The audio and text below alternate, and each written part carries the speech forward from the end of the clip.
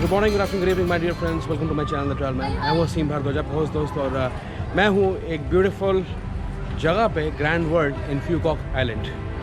आज की शाम मेरी यहाँ पे आखिरी शाम है। इसके बाद कल मैं वापस हो ची मिन्ह सिटी से जो है रात को फ़्लाइट लेके दिल्ली निकलूँगा। आज इस वीडियो के अंदर हम बात करना चाहते हैं कि क्या थाईलैंड या वियतनाम में से बेटर कौन सा है, क्या कोई कंपैरिजन है दोनों के बीच में या नहीं है, कौन सा अच्छा रहेगा आपके लिए, इस बारे में बात करेंगे। आगे बढ़ने से पहले थोड़ा सा टाइम निकाल के चैनल को ज़रूर सपोर्ट करें, इस वीडियो को लाइक कर दें, चैनल को सब्सक्राइब ज़रूर करें। अब जब हम दोनों का कंपैरिजन करें तो असल में बेसिकली कंपैरिजन कोई है ही नहीं। दोनों डिफरेंट हैं और काफ़ी एक्सपीरियंसेस के अंदर डिफरेंट हो सकते हैं।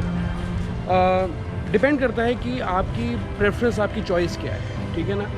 आप नाइट लाइफ एंजॉय करना चाहते हैं, जर्नल साइट सीइंग या टूरिज़म साइट सीइंग जो भी होती है वो करना चाहते हैं, आप हिस्ट्री कल्चर के बारे में आप जानना चाहते हैं, या आप एक्टिविटीज़ वगैरह में ज़्यादा इंटरेस्ट रखते हैं, या बिज़नेस के लिए आप आ रहे हैं, ठीक है। तो डिफरेंस तो ही हम डिफ़ाइन कर सकते हैं आपके लिए। अदरवाइज़ मतलब कि अगर मैं बात करूं तो दोनों बराबर की चोट के हैं। आगे पूरे डिटेल में बात करता हूँ इसके बारे में। अब थाईलैंड की अगर मैं बात करूँ, it is well known for beaches, ठीक है ना। बीचेस के प्रोविजंस बहुत हैं, टेम्पल्स बहुत हैं, नाइट लाइफ बहुत अच्छी है थाईलैंड की, और बहुत सालों से फेमस है थाईलैंड, इसमें कोई शक नहीं। 3200 किलोमीटर के अंदर कोस्ट लाइन्स हैं इनकी, और नेशनल पार्क्स हैं थाईलैंड में। जो टूरिज़्म है मेनली थाईलैंड का, अगर मैं उसकी बात करूं तो वो टोटली डिपेंडेंट है नाइट लाइफ पे, या टाइगर किंगडम्स पे, स्नेक फार्म्स पे, शॉपिंग मॉल्स पे वगैरह वगैरह, ठीक है ना। जो भी आप एक्टिविटीज़ देखते हैं आपको कॉमनली हर सिटी के अंदर थाईलैंड में वो चीज़ें मिलेंगी। ये सारे जितने भी चीज़ों के नाम लिए आपको हर सिटी में थाईलैंड में मिलेंगे। वियतनाम के बारे में अगर बात करूं तो it has a very rich history, बड़ा डाइवर्सिफाइड कल्चर है और बड़े कल्चर्ड लोग हैं, यू नो। जैसे हमने जापान में देखा, अगर आपने जापान की सीरीज़ या व्लॉग्स देखे हों, और नेचुरल ब्यूटी, रॉ ब्यूटी बहुत है वियतनाम की अगर मैं बात करूं, और बहुत ही ट्रेडिशनल एक्सपीरियंस आपको देखने को मिलता है वियतनाम के केस में। वियतनाम की जो कोस्ट लाइन है वो भी 3000 किलोमीटर के अंदर फैली है, थाईलैंड जितनी ही है, और अनटच्ड बीचेस हैं यहाँ पे, बहुत सुंदर खूबसूरत बीचेस हैं। जैसे फूकॉक आइलैंड में मैं आया हूँ, यहाँ मैं इसकी बात करूँ तो बीचेस में ज़्यादा लोग, टूरिस्ट वगैरह मुझे देखने को नहीं मिले हैं। खैर कोविड के बाद तो चीज़ें बदली हैं, लेकिन उसके बावजूद भी जो बीचेस हैं वो काफ़ी साफ़ हैं यहाँ पे। अगर मैं वियतनाम की बात करूँ तो थाईलैंड के कंपैरेटिवली वैसे भी ज़्यादा रश नहीं है वियतनाम में, थाईलैंड में ज़्यादा इट्स ओवर क्राउडेड। लेकिन जो वियतनाम है वो भी कोशिश कर रहा है उस लेवल पे आने की, लेकिन डिपेंड करता है कि वो अपना प्रमोशन जो है कैसे करते हैं, ठीक है। मैंने इनकी मार्केटिंग स्ट्रैटेजीज़ जो हैं बहुत कम देखी हैं, और उसे बढ़ाने की ज़रूरत है इन्हें, अगर ये टूरिज़्म में सक्सेसफुल होना चाहते हैं। मतलब कि मैं ये समझता हूँ कि वियतनाम के अंदर इंफ्रास्ट्रक्चर की कोई कमी नहीं। अगर हम ये कहें कि थाईलैंड के इंफ्रास्ट्रक्चर से कंपेयर करें तो दोनों ही चोट के हैं, ऐसा कुछ नहीं है। मतलब कि बड़े से बड़े आप जगह पे चले जाएं या छोटी से छोटी रिमोट एरियाज़ में चले जाएं, आपको सड़कें डेवलप मिलेंगी। सबसे बड़ी चीज़ खाने पीने की चीज़ें, सुविधाएँ वियतनाम में बहुत अच्छी हैं, ख़राब नहीं है, ठीक है। मैं किसी भी एंगल से इसे ख़राब नहीं कह सकता। लेकिन हाँ, अगर मैं फूकॉक आइलैंड की बात करूँ एक मिनट के लिए, तो इंफ्रास्ट्रक्चर अच्छा है इसका भी, ठीक है। ग्रैब टैक्सीज़ वगैरह और बस सर्विसेज और बहुत सारे रिजॉर्ट्स जो हैं यहाँ पे हैं। लेकिन फूकॉक का अगर साइज़ देखें तो ये एक सिंगापुर के जितना या दिल्ली के जितना होगा, but it needs to be developed as a city as in के एक बिजनेस सेंटर होना चाहिए यहाँ पे, मेट्रो की कनेक्टिविटी होनी चाहिए। अब जैसे फॉर एग्जांपल यहाँ पे फ्री बसेस चलती हैं, ग्रीन, राइट, और ग्रीन बसेस जो हैं वो सेंटर से, सिटी सेंटर से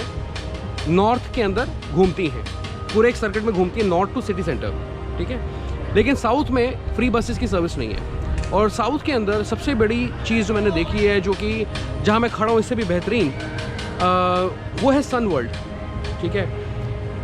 जो कि बहुत मैसिव है साइज़ में, बहुत खूबसूरत है, इससे भी ज़्यादा अच्छा बना हुआ है वो। लेकिन वहाँ पे टूरिस्ट नहीं देखा मैंने। और वहाँ टूरिस्ट कैसे आएगा, क्योंकि मार्केटिंग स्ट्रैटेजीज तो इनकी वीक है, प्लस फ्री बसेस की सर्विस भी नहीं है, तो लोगों को इनकरेज कैसे करेंगे। तो इनको बेसिकली डेवलपमेंट की इतनी ज़्यादा ज़रूरत नहीं है जितनी इन्हें ज़रूरत मार्केटिंग की है इस वक्त, ठीक है। ये चीज़ है, ये डिफरेंस है थाईलैंड और वियतनाम के बीच में। It is an underrated country अगर देखा जाए, लेकिन धीरे धीरे दे गियरिंग अप विद टूरिज़्म, क्योंकि एयरलाइंस की सर्विसेज, बजट एयरलाइंस की सर्विसेज इन्होंने काफ़ी अच्छी बढ़ाई हैं। On the other hand I don't see any good customer service anywhere here. I think probably that's because of the language constraint, but yes, it is true कि आप airlines की बात कर लें तो कस्टमर सर्विस अच्छी नहीं है। अब जैसे मैंने हो ची मिन्ह से फ्यूकॉक आना था, तो एयरपोर्ट बहुत अच्छा है, बहुत सुविधाएं हैं, फैसिलिटीज़ अच्छी हैं एयरपोर्ट की। हाउएवर जब मैंने अपना एयरलाइन चूज़ किया, दैट वाज वियतनाम एयरलाइंस, और उनका टाई अप है पैसिफिक एयरलाइंस के किसी के साथ। अब जब हम एयरपोर्ट पे खड़े थे, बोर्डिंग यूजुअली स्टार्ट होती 45 मिनट पहले, लेकिन आधे घंटे तक चेक इन काउंटर्स पे या बोर्डिंग काउंटर्स पे कोई नहीं था आधे घंटे तक भी। हालांकि आधे घंटे के अंदर 45 मिनट के अंदर जो है बोर्डिंग कंप्लीट होनी चाहिए थी, तो आधे घंटे रह गया था फ़्लाइट को उड़ने में, और फ़्लाइट बल्कि 15 मिनट डिलेड भी थी, और काउंटर पे भी कोई नहीं था। सो दैट वाज बैड, ठीक है। और मैंने किसी से इंक्वायरी की कि अभी तक बोर्डिंग स्टार्ट क्यों नहीं हुई, तो जो एयरपोर्ट ऑफिसर था उसने कहा था कि आपको 3 नंबर से फ़्लाइट जानी थी, 3 नंबर गेट से जानी थी, और उसने कहा कि 2 नंबर गेट पे आप चले जाएं।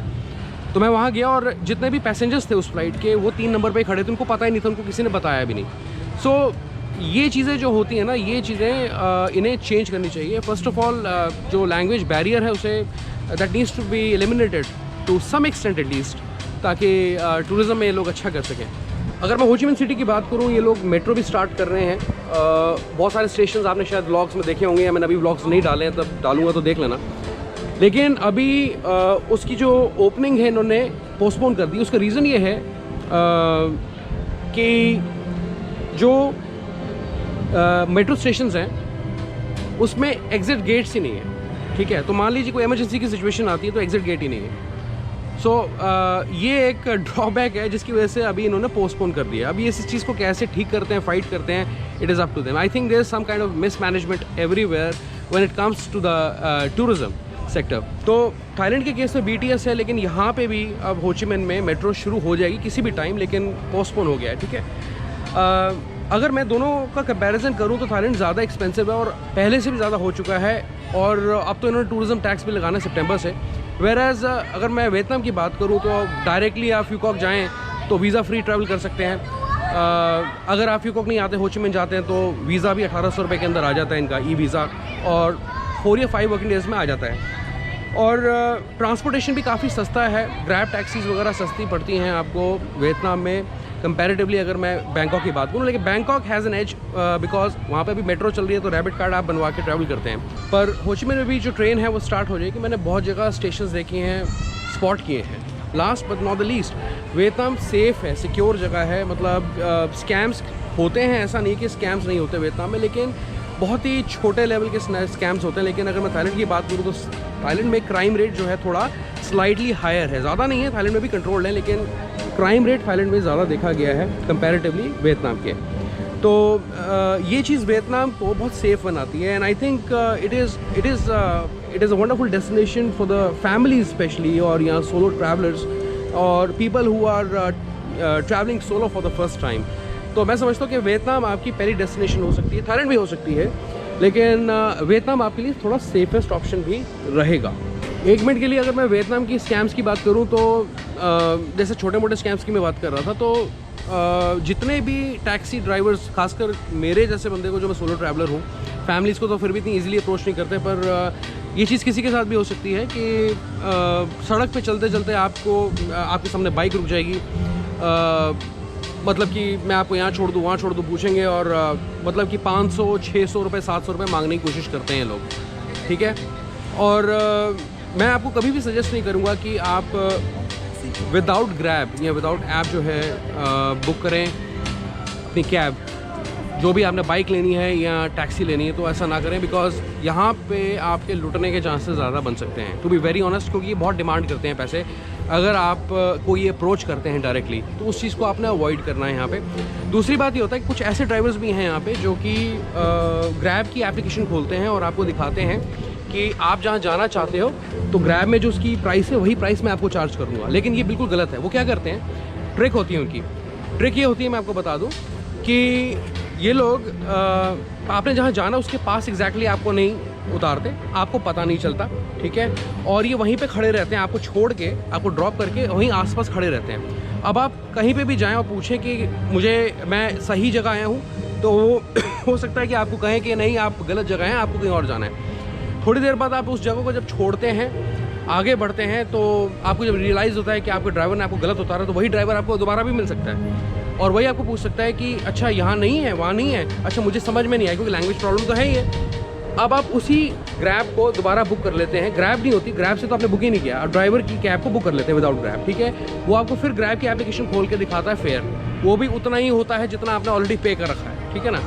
उस केस में वो आपसे जो है काफ़ी ज़्यादा पैसे खींचने की कोशिश कर सकते हैं। तो वो ये क्या करते हैं कि आपको पहले देख लेते हैं, ज़्यादा पैसे लेने के लिए आपको दिखाते हैं कि आपने यहाँ जाना है, इसका फेयर इतना है, आप चले जाते हैं, गलत जगह आपको उतार देते हैं, आपको पता नहीं होता, दोबारा आपको वो पिक करने की कोशिश करते हैं और फिर आपको सही जगह उतारते हैं, तो उसके पैसे फिर बताते हैं कि भाई इसका भी इतना लगेगा। तो इस केस में क्या, आप डबल पैसा दे के बैठ जाते हैं। तो इनकी ट्रिक्स हैं ये, ठीक है, तो इसको आपने ध्यान में रखना है, बिकॉज यहाँ पे पैसा आपका काफ़ी ख़राब हो सकता है, अगर मैं स्पेशली वियतनाम की बात करूँ, ठीक है ना। बाकी overall yes, it is a safe country. तो बस इतना ही ध्यान रखना है कि जितनी भी ऐप्स हैं, एक विन बस होती है यहाँ पे, जैसे पीकॉक में विन बस है एक, तो उससे आप बसेस वगैरह बुक कर सकते हैं। Tickets I think you can't book tickets right now, reserve नहीं कर सकते, उसमें अभी ऑप्शन ऐसा नहीं चालू हुआ है। तो और भी सिटीज़ के अंदर विन बस को आप यूज़ कर सकते हैं, और फ्री बसेस की मैंने जैसे बात की, जैसे पीकॉक में हो तो आप फ्री बसेस भी यूज़ कर सकते हैं। और सिटीज़ में अगर आप जाते हैं, हिनोई हो, हो ची मिन हो, तो make sure that you use grab extensively.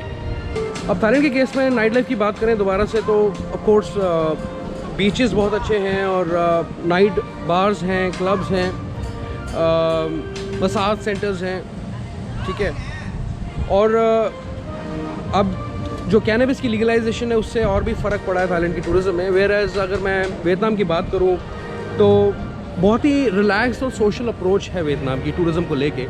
तो people come here to relax, to socialize with other people, ठीक है, that is a main difference. Whereas Thailand में लोग जाते हैं, सोशलाइज करते हैं, नाइट क्लब्स में करते हैं, उसके बाद भूल जाते हैं अगले दिन। बट अगर मैं हो ची मिन में नाइट लाइफ की बात करूँ या हिनोई की बात करूँ, तो they are very less bars, you know, मतलब जो कि those are not wild as we can see in you know Thailand.